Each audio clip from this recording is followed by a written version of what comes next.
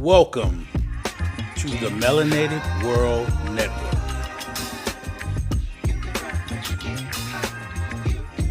Produced by DM3 Entertainment.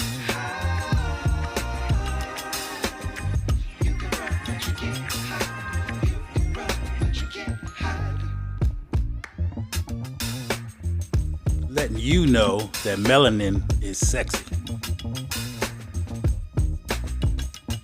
And learn to love melanin masculinity. And letting the ladies know that virtuous femininity is your superpower. And encouraging men to be on their purpose. And the ultimate goal is a melanated nuclear family by any means necessary. So sit back and enjoy yourself, and you might learn something.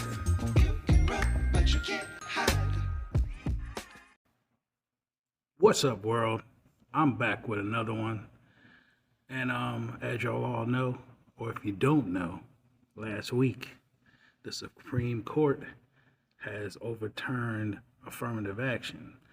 And a lot of liberals, a lot of Democrats, a lot of brain-controlled, melanated Americans. I don't call you black because we ain't black. That's a crayon color. But we as melanated Americans and those have been brainwashed to think that this is a bad thing that the Supreme Court has done to the people of color in America. But I want to show you this video and break it down to you by showing you examples of our forefathers, people who came before you trying to fight for justice. And in this, you will start to understand that it is really not a problem or a thing that is bad for us, but in actuality is truly good for us. And the first example I'm going to give you, and listen to what Martin Luther King said, that we were supposed to be what? Martin, tell them, and I'll get back to you. Let's go. I have a dream that my 4 little children will one day live in a nation where they will not be judged by the color of their skin, but by the content of their character. I have a dream today. So hopefully you heard that nice and clear and you understood what Malcolm said. We're not supposed to be being picked because of the color of our skin.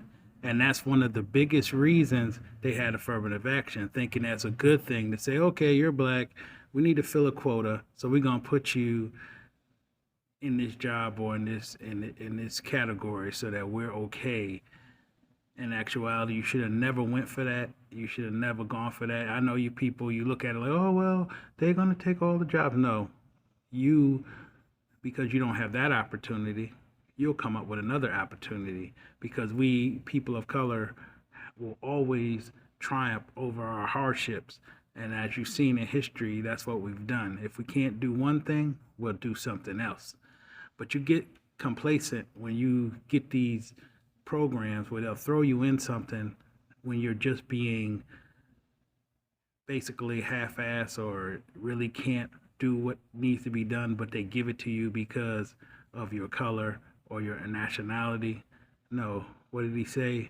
Get judged on your character, meaning what you are about, who you are, and how you has worked hard, and you have the qualifications. But not only that, I'm going to go and give you another one of our brothers from the past, Frank Hampton, and he's going to explain to you, you did it because you felt like, oh, this is racist. So what do? You build something else, and in actuality, it's reverse racism. I don't care what you say or how you feel. This is 100% truth. And Frank Hampton is going to explain to you right now, and maybe you'll listen to him and get it through your skull, that getting handouts and programs to push you because of your color is not a good thing. So I won't say too much more. I'm going to let you listen to what our brother Hampton had to say. So let's go. What makes it mad about it is that they had black people and white poor people and red poor people and Puerto Rican poor people and Latin American Puerto Rican people of poor people of all descents. They had them caught up in movements based on racism when the Black Panther Party stood up and said that we don't care what anybody says. We don't think you fight fire with fire best. We think you fight fire with water best. We're going to fight racism, not with racism, but we're going to fight with solidarity. We're going to fight their reaction where all of us people are getting together and have an international proletarian revolution. Right on. Right on. And that's saying all power to the people. Right on. That's saying that no matter what color you are, there's only two classes. And that's saying there's a class over here and there's a class over there. And the reason that this class over here has never did anything to get this class off its back because this is lower, this is upper.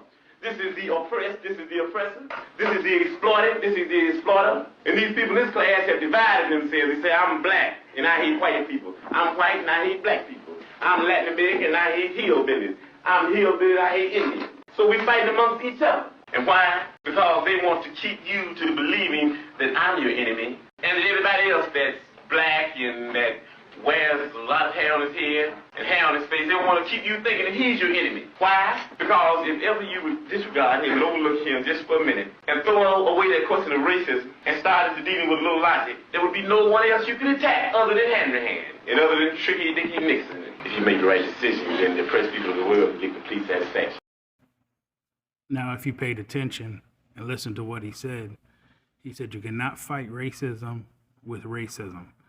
And if people understand that affirmative action was a form of racism, because what they did was say, give special treatment to a certain color, and that's a form of racism. Because vice versa, if white people, if they would have made a law saying that you have to hire people because they're white, then you would have been very upset.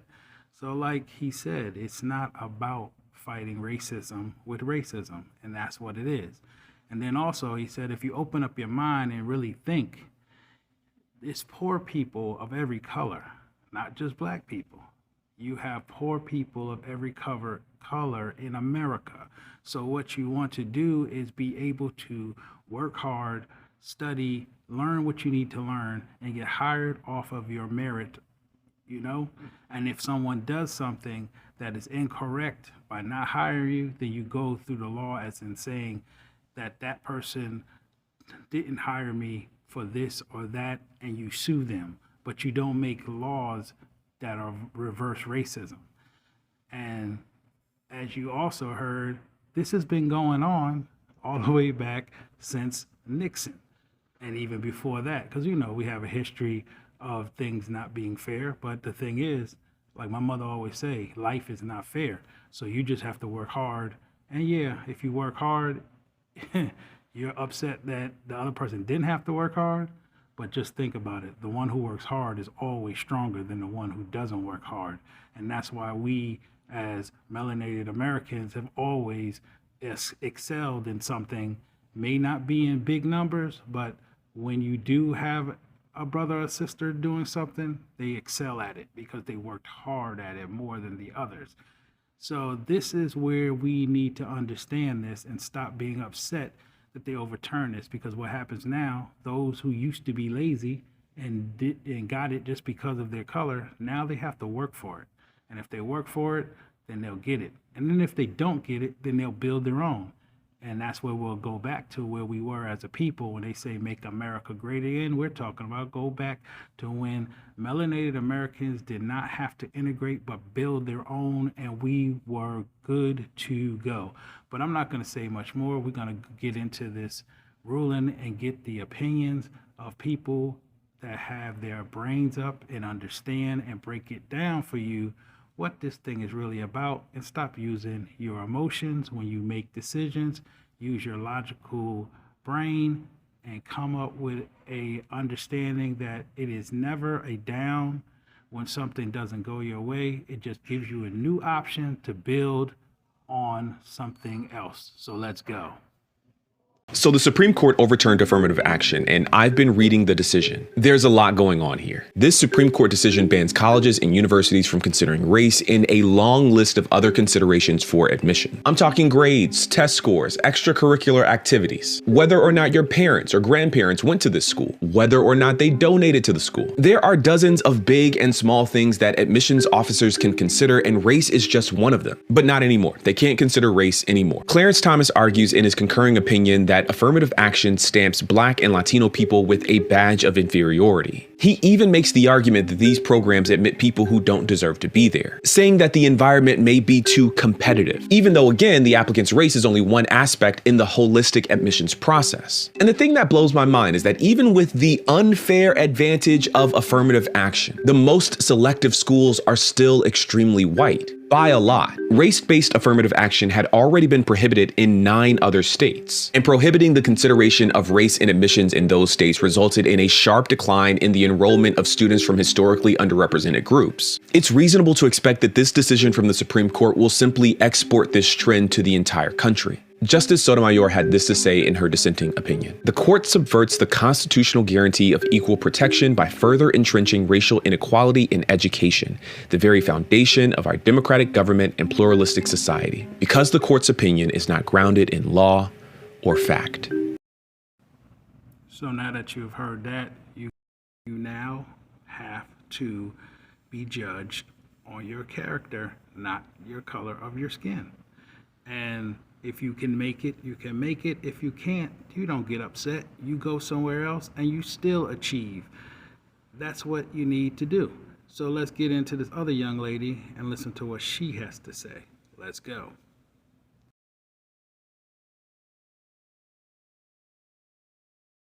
Okay, so boom. So the Supreme Court said the gig is up. Okay, it's over with. So that whole thing is like, look, under the 14th Amendment of the Constitution, the Equal Protection Clause said we all supposed to be equal, okay? We're not supposed to be considering nobody race when it comes to situations. We supposed to just let everybody supposed to have the same fair chances, same everything.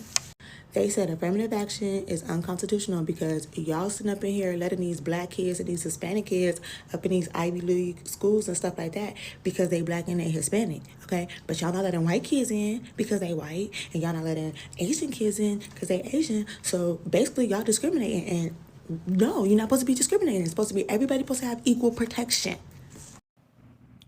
Hopefully you heard that. She said equal protection. And that's one thing that melanated Americans do. They'll cry all day that it's not justice, no justice. They talk about justice for all. Well, if you feel that way, then you should be that example of justice for all.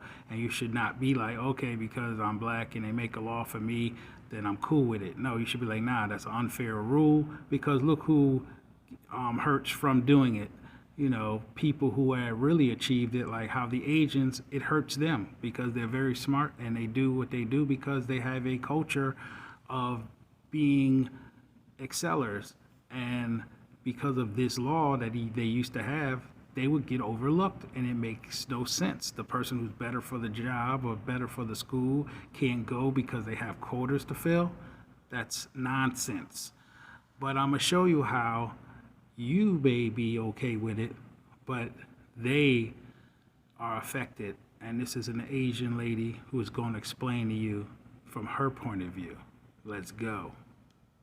As an Asian who went to Harvard College then law school, I'm going to tell you exactly what the Supreme Court ending affirmative action today really means, and specifically what you should be doing if you're applying to college as a minority. First, the breaking news is that affirmative action, even if meant to promote racial diversity, now officially, legally equals racial discrimination. How? Because the court says college admissions is a zero-sum game. There are only so many spots, so if you give extra points to one minority, then another minority group loses, which is argued happened to Asians at Harvard. If there's one quote you remember, it should be this: students must be treated based on his or her experiences as an individual, not on the basis of race. But look, if you're applying to college, you should not abandon talking about your race. If it's important to your story, you should be writing about it, talking about it in your interview. The same colleges will still value diversity, but the burden has now shifted from the admissions officers being able to ask you about it to you, the applicant, writing about it. UNC was giving extra points to certain minorities, and Harvard said race could tip you into the acceptance pool. The court says those formal policies are not okay, but race could still be considered. It's just up to you now to talk about it. Okay, now that you heard that, Hopefully you now understand that because something was for you affects other people, and you have opened your mind to understand that those who are liberals and those who are Democrats, those who are hurt from this ruling, in actuality, it doesn't hurt you at all. What it tells you is if you really feel that being black in America is a hindrance, then write about it. Meaning you just got to put in more work. And that's what the whole bottom line is. It's about your work. It's about what you do to get yourself there, not who you are racially. And that's the back door to it, meaning that they still left a open opportunity for those who feel that, oh, because I went through such a hardship in America, this is the reason why I should go to the school. Then it's up to you now to write that and make it be understood.